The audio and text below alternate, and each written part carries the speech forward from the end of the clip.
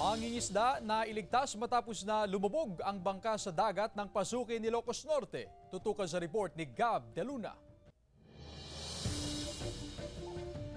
Ito ang aktwal na video matapos tumaob ang bangka ng mangingisdang si Marvin Basco habang nasa laot sa Pasuki, Ilocos Norte. Nasa layo raw siyang 12 nautical miles kasama ang mga kapwa mangingisda nang tumaob ang kanyang bangka dahil sa hampas ng malalaking alon at malakas na hangin.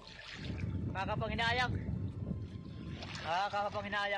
Agad siyang na-rescue ng mga kasamahan ding mangingisda pero inabot ng mahigit 1 oras bago maisalba ang makina at ilang gamit sa bangka. Noong pangalawang burak na, wala na. Hindi na kinaya ng bangka. Naputol yung pasaplak niya, yung balancer po, ma'am.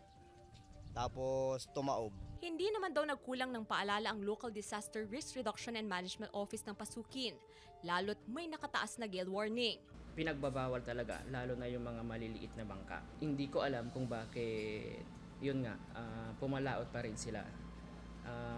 Meron naman tayong advisory sa mga coastal barangays natin. Dagdag pa ng MDRRMO, sa mga ganitong panahon, karaniwang nararanasan ng maalong karagatan at malakas na hangin sa laot dahil sa amihan.